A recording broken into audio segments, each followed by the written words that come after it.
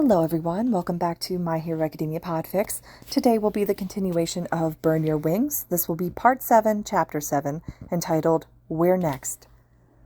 As soon as Izuku arrives at school, he's swarmed by a horde of his classmates. Deku! Midoriya!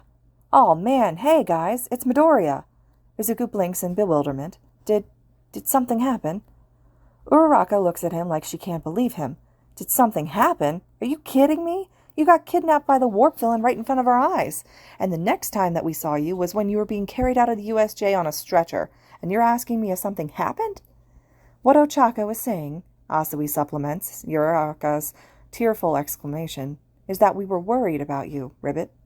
Oh, of course they were, Izuku realizes with a start.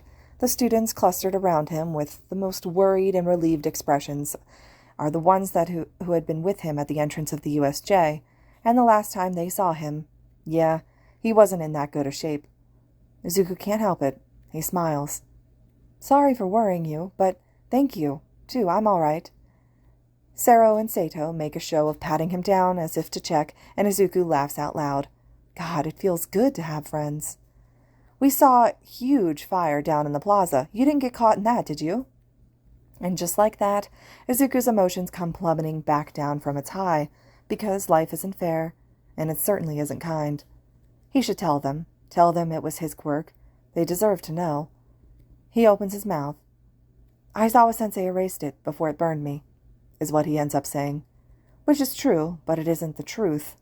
His classmates' sigh of relief makes Izuku hate himself, but the fact is that even with All Might hugging him and whispering that he's so proud in his ear, even with Aizawa patting his head and thanking him, it's still not quite enough to overwrite more than a decade of negative reinforcement. The others are oblivious to Izuku's inner turmoil and continue chatting. You know, I was really worried yesterday since I couldn't even contact you and check if you were all right, and that got me thinking, why don't we exchange numbers? Hey, great idea. We can make it into a whole class thing, like for emergencies and stuff. Things take off from there. It takes a few crazed moments of everyone passing their phone to the next person before Yayorozu suggests that everyone just gives their numbers to Ida, and he can send a group text to the entire list to everyone. Yo, Bakugo, hurry up and give the class pres your number. Come on, man, Kirishima calls. Huh? As if I'd let extras like you have my number. Their classmates grumble, almost used to Bakugo's craziness by now and his crassness, but Izuku just hums and scrolls through his own phone. Here, I have his number. You can add this under his name, Ida. Deku! Bakugo gives him a look that's positively betrayed, and Ashido openly laughs at his face. Izuku smiles to his friends' laughter. He feels so blessed to be among them. He told All Might and Aizawa that half his quirk is fire. Maybe someday, he'll work up the courage to tell them too. A mummified Aizawa informs them of the sports festival, and excitement is at an all-time high. Even Uraraka, who's usually an amiable ball of sunshine, is smoldering with competitive zeal.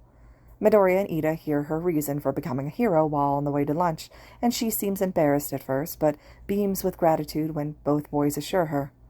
Say, Deku, I just told you my reason for wanting to become a hero, and we know Ida's from a hero family, but what about you? Good question, Uraraka. If you don't mind us asking, of course, Midoriya. Midoriya hesitates a moment, but before the silence can stretch on too long, All Might appears around the corner. Midoriya, my boy!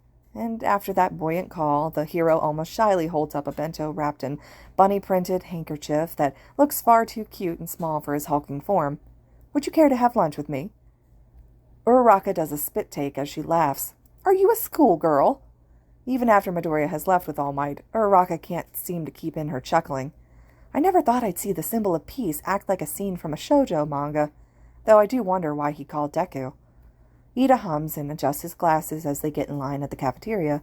Perhaps it has something to do with the USJ? Uraraka instantly sobers at that. Midoriya is the one who made the plan and bought me enough time to get the other teachers, after all, and I hear that he held off the leader of the villains until All Might got there. It would be no surprise if All Might took an interest in Midoriya. Ida muses as he picks up his lunch, but he belatedly notices that Uraraka is uncharacteristically quiet. Uraraka? It's just... She begins with her head down. He shouldn't have had to. He shouldn't have had to fight the warp villain or the creepy leader on his own. I should have helped. I was right there. He saved me, and I couldn't save him. And I felt so useless. She angrily brushes a fist over her eyes. Ida is at a loss. He's never been good at social interactions. Too honest and eccentric to fit in. Midoriya and Uraraka have been infinitely understanding and kind, but he's still completely at a loss on how to comfort a crying girl. He finds himself wishing for Midoriya. But thankfully, Uraraka is strong-willed. She's a hero in training and soon lifts her head on her own without Ida having to embarrass both of them with his awkward attempts at comfort. But from now on, I'm going to do better. Be better, she says determinedly.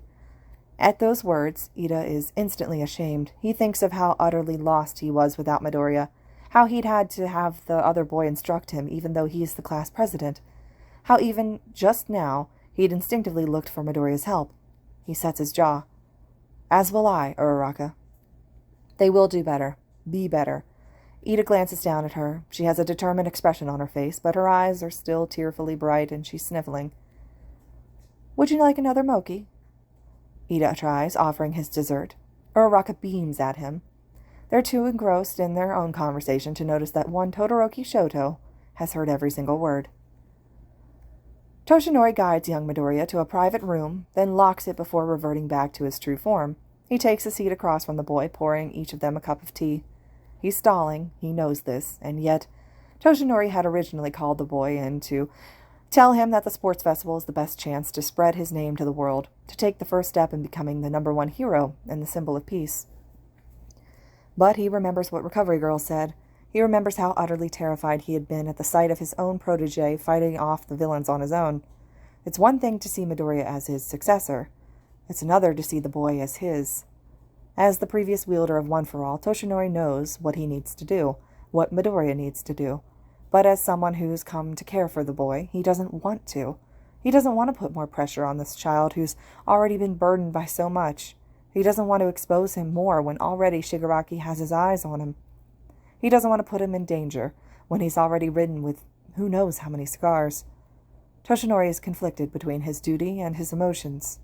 And the worst part is that he already knows what Midoriya will choose in a heartbeat. Too much like Toshinori himself, the boy will choose to do the right thing without a second thought to his own well-being. All Might, is something wrong? Midoriya asks quizzically, once the silence stretches on too long. Toshinori looks at how the boy is holding the cup of tea between his hands like a bunny holding a carrot between its paws, at the greenish dark hair half pulled into a half bun like a rabbit's tail, and at those big green eyes. Well, it's just a sports festival. It's not like he can be hurt too severely in a school event. Right? He clears his throat. No, I just wanted to talk to you about the sports festival. Considering what happened at the USJ, do you have a better hold on your quirks than before? Midoriya frowns slightly, looking down at his hands. I've been thinking about it too, and I think so. When I used One for All to kick the Nomu, I didn't get much of a backlash. Toshinori spits out his tea. Your leg was cracked in 3 different places, he protests. Midoriya just blinks. Oh. Then he shrugs. That's probably because I kicked off the ground first before kicking the Nomu. Well, at least it wasn't shattered and flopping around like a rubber chicken. And Toshinori can't even. He gave the power to Midoriya knowing that the boy probably wouldn't be able to use One for All as naturally as he himself did. But he'd never known just how casual and dismissive he'd be about his own well-being. Midoriya continues as if he said nothing wrong. It's the first time I tried to use it on a person, even if it was an artificial human, so maybe that put a brake on my subconscious. It feels like trying to cook an egg in a microwave. Too hot and it, or rather I'll, burst. And as for my original quirk, he hums, a crease forming between his brows. I've only ever tried to use my pull, and never tried to push out fire consciously. Even when I had to let it out because of the backlash, I've always tried to make the fire as small as possible. But when I freely used fire and my pull at the same time without restraint against Shigaraki, I didn't feel any backlash at all. I think it's like a water hose. Whenever the fire tried to come out, I tried to stop it at the nozzle, and that made the pressure build up and swell in the pipe, eventually making the hose burst, or, in my case, violently throw up flames. Toshinori stares at the boy that's full-on muttering away right now. He has 2 powerful quirks like super strength and fire, and he compares it to mundane objects like a microwave and a water hose. This boy is unbelievable. The man snorts, then shakes his head. Well, it's good you figured out a way around, especially because, and now he's going to have to do it, As the next symbol of peace, the sports festival is the best opportunity for you to announce that I am here to the world. Midori looks at him for a long moment, and then, just as Toshinori had predicted, he nods. I understand. Of course he does. This is the boy who tried to give up his dream and keep Toshinori from passing on One for All to keep him on the basis that people need the symbol of peace, after all. Toshinori swallows down the bitter taste in his throat and tries to smile. Good. I hope you have your representative speech ready. The boy looks like someone pushed the pause button. My what? An absolutely horrified expression crawls on young Midoriya's face. This time, Toshinori doesn't have to fake the mirth and throws his head back to laugh out loud at him. During the weeks following up to the sports festival, Izuku divides his time between doing schoolwork, training, trying to figure out his quirk, and freaking out about the speech. The student who placed first in the entrance exams annually will make an opening speech as the student representative. Izuku knew this, of course, but he's just never thought of it in context with himself. At one point, Ida suggests talking to Aizawa for advice.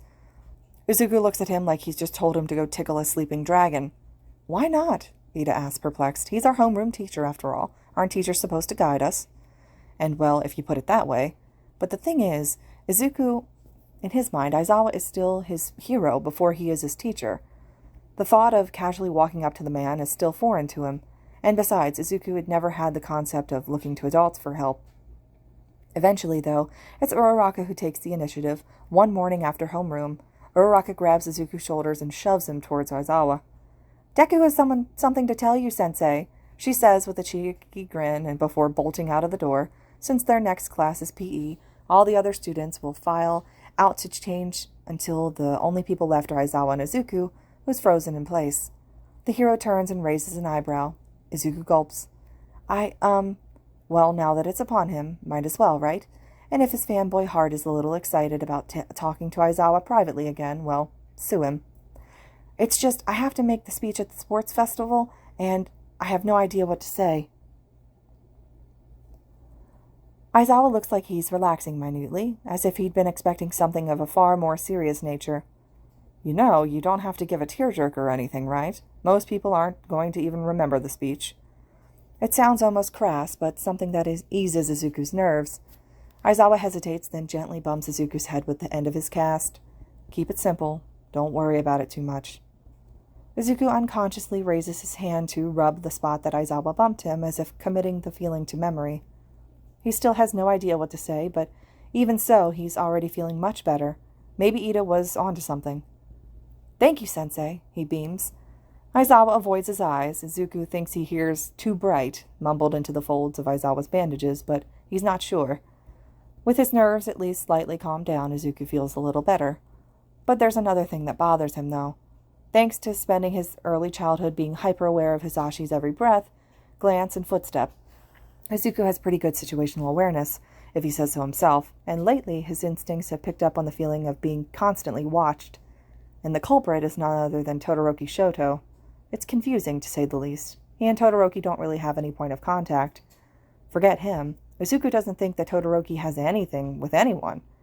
And Izuku doesn't remember doing anything in particular to garner his attention between the time that Todoroki started watching him and before, yet here they are. One day he turns at the sensation of being watched yet again to catch Todoroki staring at him. Do you have something to say, Todoroki? He asks. The other boy blinks slowly. No, at least not yet. Well, isn't that enlightening? Izuku doesn't get a proper explanation until the day of the sports festival. When he does, what an explanation it is. Midoriya, Todoroki calls in the waiting room. A few people turn curiously, since it's rare for him to speak up, but he doesn't even give them any notice. His eyes are focused solely on Izuku. Objectively speaking, I think I'm above you in terms of practical strength by a margin, if only because my quirk doesn't rebound as much as yours. But even so, you've not only placed first in the entrance exam and faced off against the leader of villains at the USJ, but you've also got All Might's attention. At his last words, Izuku freezes, but before he can deny or deflect that all-true accusation, Todoroki is already moving on. I won't pry into that, but know this. I'm going to beat you. Todoroki's mismatched eyes bore into Izuku. Izuku can only blink back blankly. Where on earth did that come from? Where the hell did that come from? Izuku starts, but then confirms that no, it wasn't his own mouth that said that. Bakugo had stood up from his chair and is seething as he stalks towards Todoroki. This bastard, he jerks his thumb at Izuku while not taking his eyes off Todoroki for a second, is mine. You don't get to jump in out of nowhere and just declare him your rival. He's mine. I'm going to beat you and him. Got that? Todoroki narrows his eyes and opens his mouth as if to say something back, but Izuku decides to interject before things can get too heated between the two. I feel so loved, Izuku deadpans dryly, doing his best impersonation of Aizawa. The look Bakugo and Todoroki give him is priceless. Man, if he'd known it would be this fun, Izuku should have started talking back to Bakugo ages ago. Some of their classmates are snickering behind their hands, or just outright guffawing without restraint. It seems like the nervous air that had been curling around their ankles has been dispelled, including Izuku's jittery nerves. While it's an honor that you think highly of me, I'm not the only competition, Todoroki, Kachan. Everyone will be doing their best. You bet we will, Kirishima agrees with a toothy grin and a fist pump while Ashido, Kaminari, and others cheer along. But, Izuku bares his teeth in a grin, I won't lose. He turns, leaving behind a frozen Todoroki and Bakugo. There's a beat of silence before everyone starts scrambling after him. As Izuku marches with his classmates to the arena, he finally feels ready to face the world. And it does indeed feel like the world. As soon as they step in the stadium, their ears are assaulted by the noise. Izuku almost winces, but he does his best to keep his head up as they approach the center, where Midnight is waiting. The hype around Class 1A seems to be driving the crowd mad, and Izuku really does feel sorry for all the other classes. All right, fair play, everyone, Midnight calls as she cracks her whip. Now, player representative Midoriya Izuku of Class 1A. The people from other classes grumble about them at yet another call for Class 1A, but Izuku's classmates grin and give him a thumbs up or a pat on the back as they part for him. Their encouragement and the thought that his mother, All Might, and Aizawa are all watching keeps Izuku's feet steady as he walks up. As the next symbol of peace announced that I am here to the world, All Might had said. Keep it simple, Aizawa advised. And at this moment, what Izuku needs to say, what he wants to say is... He looks around the stadium, he looks at the spectators, the students, the teachers, the press, the heroes on patrol duty or even here just for scouting. All of them are a part of this society, held together by heroes, and he must be next. All Might is the symbol of peace. His very existence suppresses villainy and saves us, he begins. But he's not the only hero. Izuku thinks of Aizawa, of 13, of the countless other heroes he's heard of on the news, of all the other people that have helped him. Even if they are not number one, even if they are not on the front lines, all heroes and supporters work tirelessly to protect our lives, our dreams, our loved ones. They save us, and that is what makes them heroes. And we, he sweeps out an arm over the assembled students, not just Class 1A, but all 11 classes from all departments. Finally, his hand comes to rest upon his own chest. He bares his teeth in a grin. We're next. The crowd explodes. Someday, in the near future, All Might will stand on the ruins of Kamino Ward, with a defeated All for One at his feet. He will point to the camera. In a parody of this exact moment, he will say, You're next. The public will explode. Side-by-side comparison videos of All Might's declaration and Izuku's speech will break the internet. Speculations will run wild about the number one hero and the first-year representative. But that is not for many weeks yet. The first stage of the sports festival is an obstacle course. Todoroki makes good on his declaration of war by doing his best to make even more obstacles with ice, but Class 1A is too used to his tactics by now to fall for it. Izuku pulls himself across the ice and over the frozen 0-point bots, hitting the ground running. He already feels his fire trying to push out of him and desperately wishes for his mouthguard, but it's been sent to the support department after being mangled from too much heat when Izuku fought against Shigaraki. And besides that, though, support items aren't even allowed for students from the Department of Heroics that don't expressly need them. Izuku had learned that freely letting out the fire instead of trying to keep it bolted up gets rid of the violent fits, but he can't just let it blaze away in open sight. Not now. Not with his mother watching. So Izuku brings his left hand in front of his body, curling the fingers as if holding an invisible ball. He carefully pushes out the fire into his palm, trying not to, but guiding it instead. Now that he isn't trying to suppress it, the fire is pliant, obeying his will without any violent outburst. Izuku pushes out a constant flow of flames from his palm, but makes it curl into himself, forming into an orb that's cradled within the cage of his fingers. This is what Izuku has been working on for the past few weeks, between the USJ incident and the sports festival. Aizawa was right. He can't afford to waste precious time heaving during a battle, and the fight with Shigaraki got him thinking and experimenting until he found a reasonable substitute for his mouth guard. The constant and steady flow of pushing keeps the output balanced enough to allow Izuku to keep using his pull, but it's still contained enough that he doesn't have to worry about burning anyone else. And if the fire starts burning him again, the only area that will be burned is his left palm and fingers. It does completely occupy his left arm, but he's willing to sacrifice his mobility of one arm for the use of this pull. Izuku keeps his left hand, that's holding the ball of flames, close to his chest so that his back of his hand hides most of the light, and reaches out with his right hand to pull himself forward. Once he's negated the backlash, it's almost laughable how easily he clears the obstacle course. Ida may be made for speed, but with all the obstacles, his engines don't have the opportunity to shine.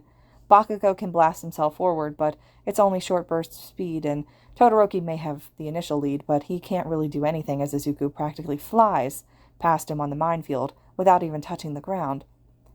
Incredible! Ladies and gents, we have our winner, and boy did he make it look easy. Give a round of cheers for Midoriya Izuku. Izuku skids through the finish line, still not having a way to counteract the momentum of his pull. Luckily, the obstacle course was an open lane, but he's still going to have to figure out a way to do that, or else he'll just smack right into a wall or something in the wrong circumstances. But for the moment, he pushes aside all thoughts of this quirk and looks around at the roaring crowd. He finds All Might. He grins. Toshinori is so proud of young Midoriya. His heart swells as he watches his successor. No, he's lying if he says that now. He watches his boy, and he's never ever felt so proud in his life. Forget making a statement to the world. He just wants Midoriya to do his best and receive all the praise he deserves. What do you think? For starters, Midoriya's stock is going to rise immensely.